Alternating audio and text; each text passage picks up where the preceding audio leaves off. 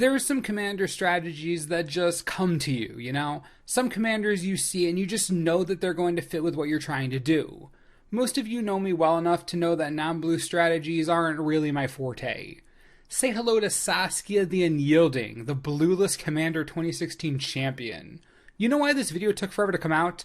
Because it took me this long to figure out what the heck I'm trying to do with this deck. No, I'm not joking. If you missed our previous Commander 2016 deck tech coverage and want to catch up, you can check out these delicious offerings right here. Super easy. Now, without further ado, let's get right into it.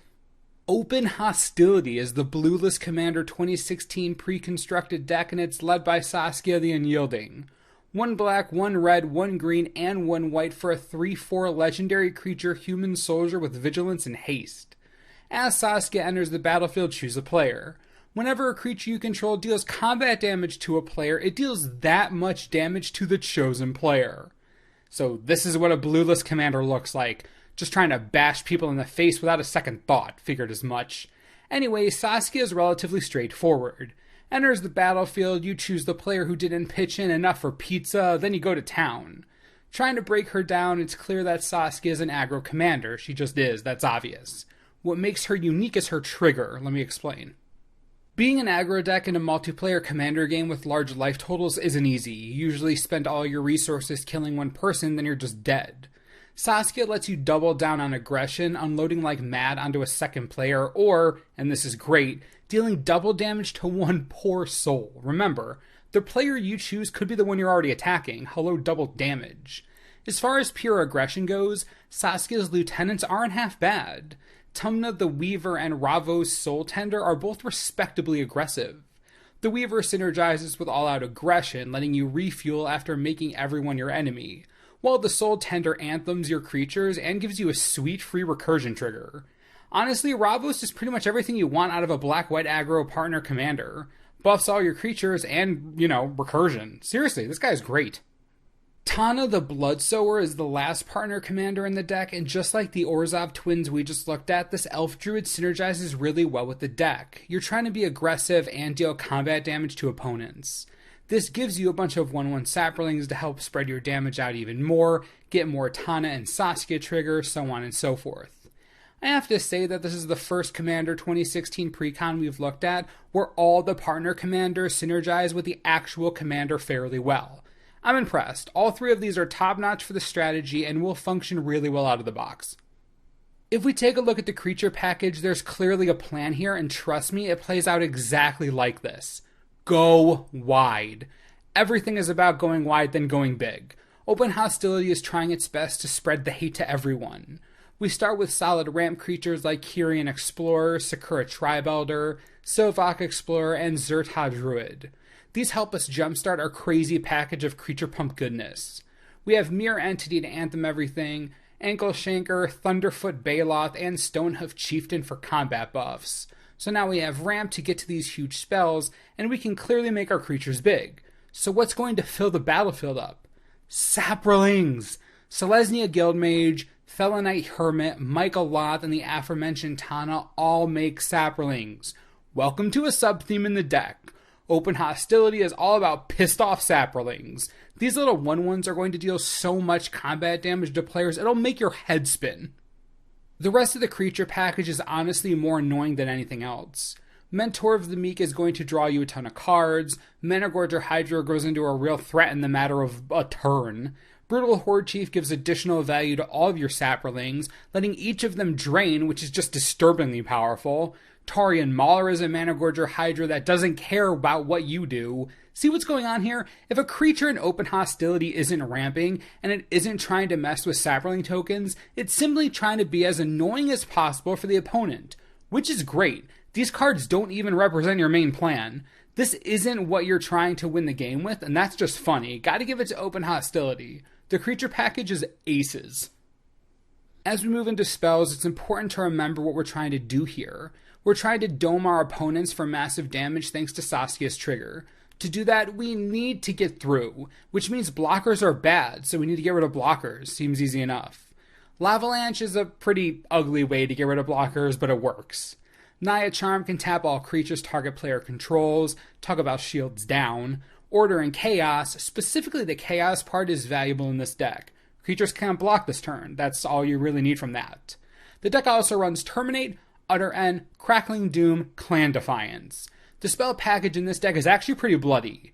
I will say the best part about it, Artifact and Aura Mutation. Talk about some great inclusions, and they're actually worth a non-zero amount of money, so there's value there. All in all, the spell package is a lot of removal and ways to get around blockers. Pretty much what you'd expect. As far as equipment is concerned, Open Hostility is crazy awesome. Skull Clamp, Conqueror's Flail, and Sunforger were all I needed to see. Clamp will keep your hand flush, the Flail is just absurdly powerful in an aggressive deck that hates disruption, and Sunforger is just a solid red-white equipment that should be in any deck running the colors. That's solid stuff. The enchantments are actually pretty interesting. Blind Obedience makes sense, they don't get blockers immediately, makes sense. Necrogenesis also makes sense. Saprolings, we good. Beastmaster Ascension, I can't think of a game where you won't have at least 7 quest counters on this thing. Whenever a creature you control attacks, that's it. You're gonna have so many Saprolings, this will be a piece of cake. What's interesting? Everlasting Torment, Breath of Fury, and Frenzied Fugue. Torment is just pure chaos, pure and utter chaos. Can't prevent damage or gain life, and everything has Wither? Come on. It's savage. Breath of Fury lets you fling a creature after it deals combat damage to a player, giving you another combat phase. It's insanity. Especially if you use a card that disables all their blockers. With Saskia on the battlefield, you could just end up killing them right there. And Frenzied Fugue just gives you the biggest, baddest anything on the board on each of your turns. Most of Open Hostility is pretty cool, but these enchantments are just crazy.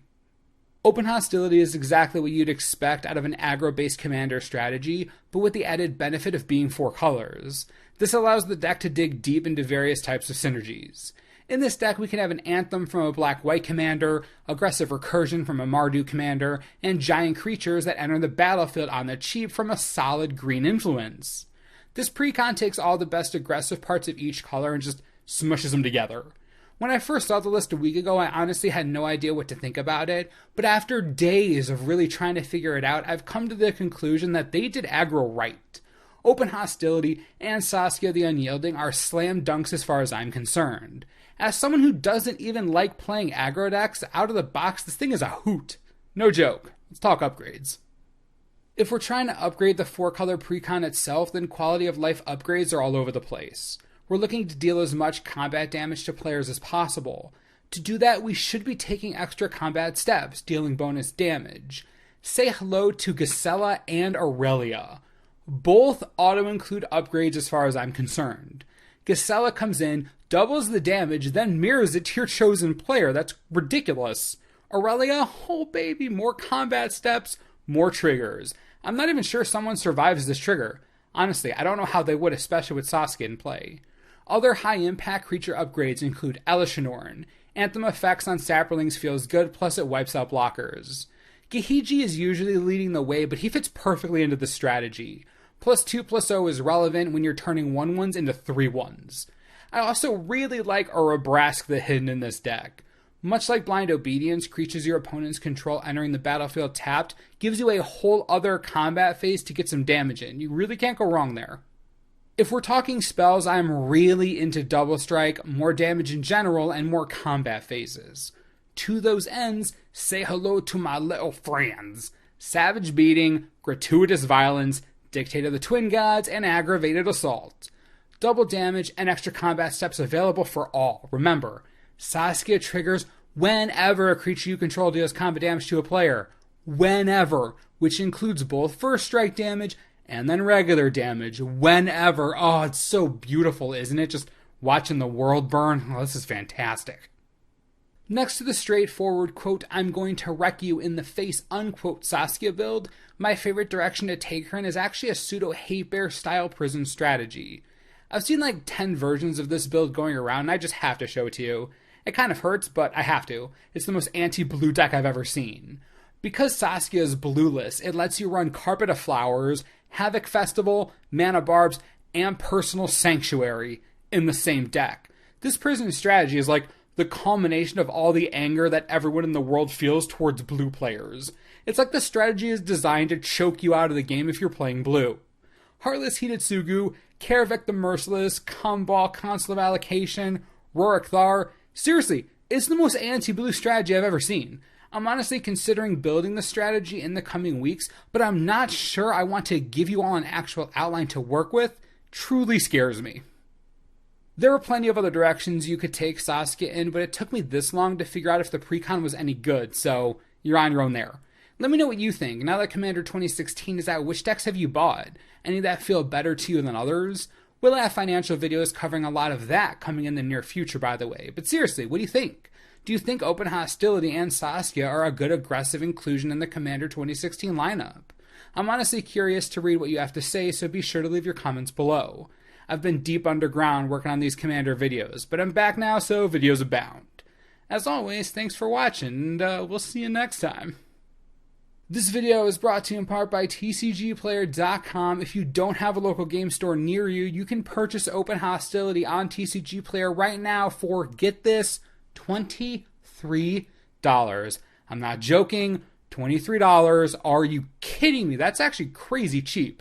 Compared to Target or Walmart, you're saving a bundle. $23. Do we have to say anything else? It's unbelievable.